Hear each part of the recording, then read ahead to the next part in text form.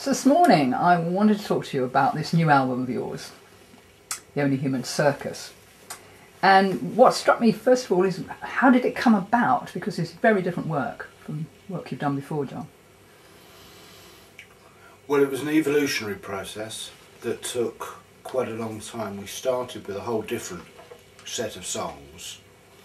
We were playing live songs that were on our previous album, Brain of Leaves, and then there was a transitionary period where we were trying out new songs, not necessarily with a view to recording an album, but just the idea of expanding some of our arrangement ideas. And we did some of them live, and there was a song called I Want Electric Guitar. We revived a song, an old Big Boat song called Tell Me About It.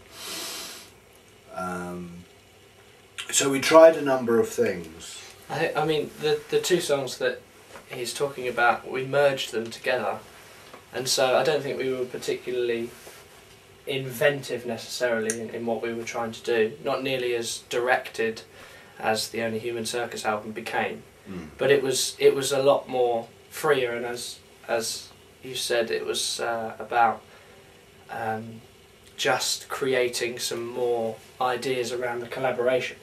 So we merged these two songs, and I mean, I Want Electric Guitar was I want electric guitar, I want electric guitar, I want electric guitar, because the string broke. So I mean, it wasn't a complicated song at all, but it worked live because it was theatrical, and I think we soon realised that there was something theatrical about our collaboration. And I seem to remember you saying, John was saying when he came back from one of the gigs, how well it went with everybody joining in and the whole fun and spirit of Only Human. Yeah. I think those gigs alerted us to the fact that we kind of accidentally invented a couple of characters, a couple of stage characters. We didn't intend to do that, we just went and did our songs, and we had made a conscious decision of what to wear when we were on stage, and suddenly that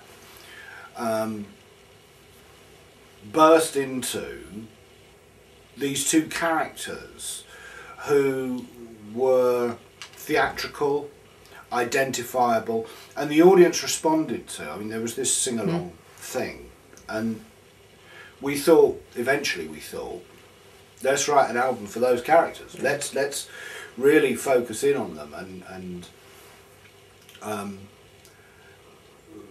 give them a set of songs. So how would you describe these characters, Tom? What are they for you? Well, his good friend Joe Bidoff once said we were walking round Tesco's just before one of our little floor spots, and she coined the term Laurel and Hardy in Tesco's. And I think it was the bowler hats, and I think it was us larking around. And there's elements of that. So there's elements of Laurel and Hardy in the kind of silent film era. But also, I was, I think in my first year of uni at the time, and I'm doing drama and education, so Bertolt Brecht was a key figure, and seeing his plays and particularly being influenced by some of his recordings or artist recordings. There's Marianne Faithfull's version of Pirate Jenny that particularly influenced us, or me, and the idea of creating a kind of circus, so creating this story around these characters in a circus, having that kind of quite Brechtian, quite theatrical collaboration, and I think they kind of came from there, or mostly stemmed from that. Yeah. I think it tells you something about the way in which our partnership worked, in that we went on stage and we did what came naturally, and after the event I said, oh look, there's two characters there. So, and then Tom took it and developed a story out of it. So Tom is more planned, more detailed, more considered.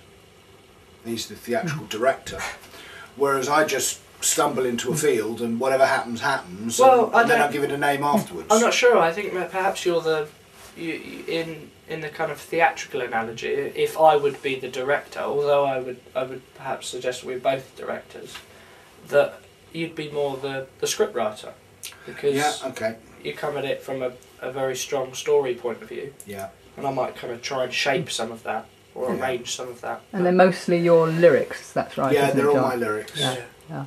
So how did these characters, the Laurel and Hardy and Tesco through to the circus, in what way do they show up in this album? Well, there is a narrative that runs through the album, and we're never quite sure if it's one character or two, but they are telling firstly they're telling the story, but also they're telling the story about something that happened to them. So they're the narrator, but they're also in the story. They're also a character in the story. Should I tell the story? Yeah, you can tell the story, yeah. There is a circus going through the countryside, going towards Paris, and in amongst the retinue there are a couple of musicians, Laurel and Hardy in French countryside, Le Tescos, and there is a beautiful songbird, a woman who is sublime in every respect.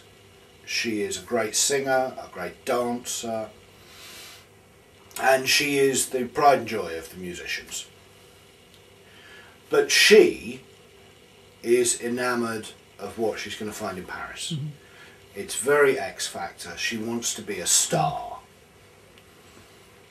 And the musicians are saying, but we are living the life already. If you want stars, look up there. They're in the sky. They're God's creation.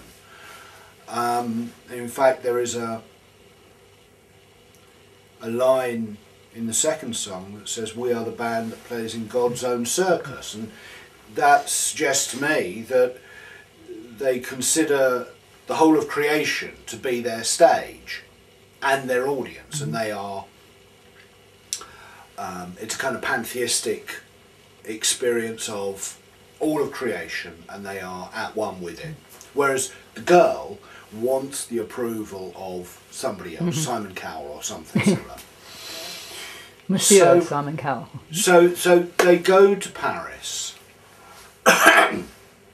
and when they arrive in Paris, they arrive in a bar where there are artists sitting around a table, there are courtesans, there are entertainers, and the songbird meets the devil. And the devil promises her that all her wishes will be fulfilled if she comes to his nightclub and sings in the cabaret. And so they are separated. And the musicians are in despair. They don't know what to do with themselves. Their world is shattered, and they wander off into the night lonesome. The girl, however, goes to the Devil's Club, sings, and realises that it's not all it was cracked up to be, that it doesn't satisfy the soul. And so she is also alone and dislocated. And that's how it ends. Oh. Yeah. And where you describe it, it sounds like, you know, there was a structure here, there was a script, and these songs were written. And yet I know there were some comings and goings with the songs and coming from different places. How did it evolve? How did the story we've just heard evolve from those starting places? I think that was mainly my doing. I mean, I think what we kind of set up was a system whereby we'd have this elaborate story, and then we'd want a particular kind of pocket to be filled. So Dad would go off and write loads of songs, and then he would kind of play them back to me, and then I'd think, oh, okay, well, that could fit in the story there, and that could fit in the story there. And we had, you know, probably a bigger amount of maybe 15 or 20 songs. Oh, more. Eventually whittled down to 8.